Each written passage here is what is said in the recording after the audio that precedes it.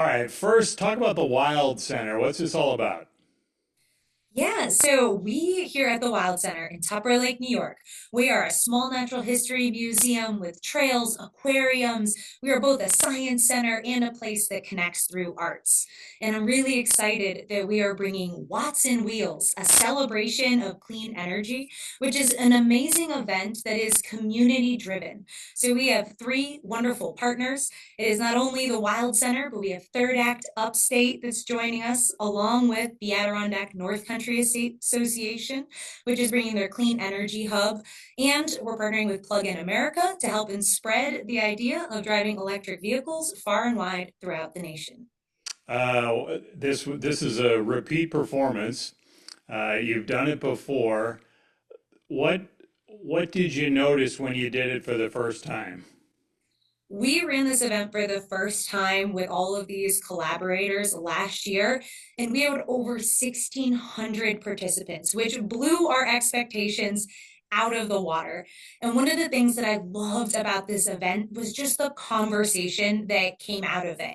When we were standing there, you heard visitors stopping and talking to electric vehicle owners of every kind and asking really curious questions to better understand what it looks like to actually own an electric vehicle in an area like the Adirondacks, which, as we know, is rural and spread out.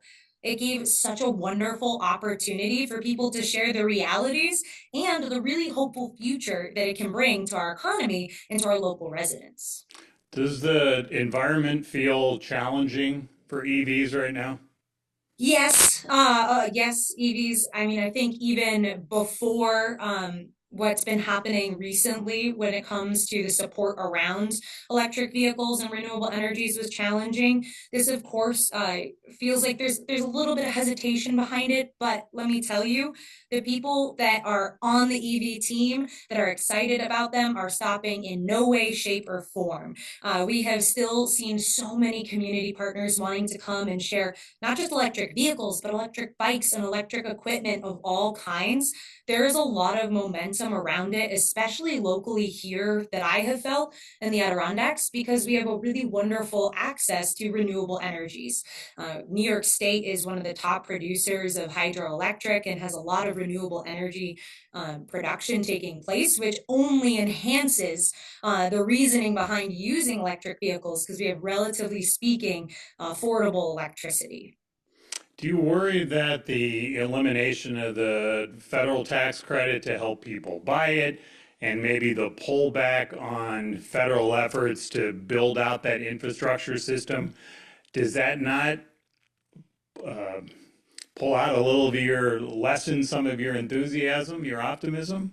Never dampens my optimism. All the best things in the world come from a grassroots level, and community driven action is what creates national action, right?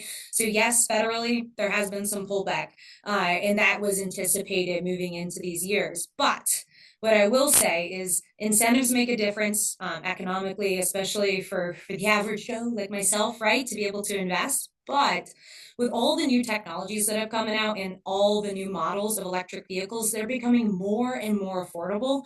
And there's more and more used vehicles on the market now, which makes it much more accessible for a person like myself to be able to afford to purchase one. Economically, once you've made that purchase of the vehicle, there's a lot of incentive just in your day-to-day usage. Our facilities department maybe actually has the most electric vehicles of everyone in our museum, and they constantly brag about the fact that they get to fill up their cars for next to nothing, being able to drive to and from work.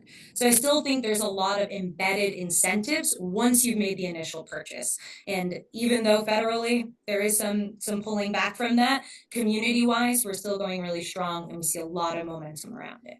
So do you see more kind of looking ahead if the federal support will not be there as much for that build out for the infrastructure so that you could, in theory, get in your car on the East Coast and go all the way to the West Coast and not have to worry about charging stations anymore? Where do you see that gap being picked up? Is it a state thing? Is it a private sector? Where do you see it? Yes, and I think some states have really jumped into the call of continuing to make action and see a lot of benefits to it. So I think state level, of course, folks will jump in. But I have grown a lot of faith privately in the private sector and the fact that there's a lot of communities pushing for this and there's a lot of economic reason to do it in transition now.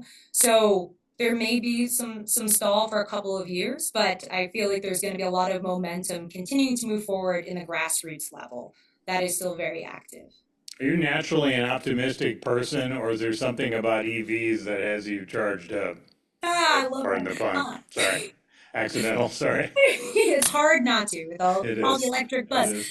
No, I am naturally a fairly optimistic person, which helps, and I do see a real future in our communities where electric vehicles are going to be a wonderful solution for many people. And there is no silver bullet solution to anything, but every little bit makes a difference. And I'm really hopeful to see, even in the past 10 years, how much has shifted in the area right around myself. And that gives me a lot of hope. And the other thing that gives me a lot of hope and optimism is speaking to the younger generations. We're so fortunate here at the Wild Center to run a world-class youth climate program, and we get an opportunity to speak to young people all of the time. And when I say they are like the sparkle of the future, these kids are motivated, they're excited, they're the ones that are going to be jumping into the workforce and understand the repercussions of not taking action in really relevant climate solutions. And one of those really tangible solutions is changing how we transport every single day. So they give me a lot of hope too. Thank you. We appreciate it. Thanks for sharing your time. You're welcome. Thanks for having me. And we hope to see you all at our Watts and Wheels, a celebration of clean energy here at the Wild Center on September 27th from 11 to 3. It is a community free day, but get your tickets early to make your check-in smooth. But we hope to see you here joining in on the conversation. Thank you.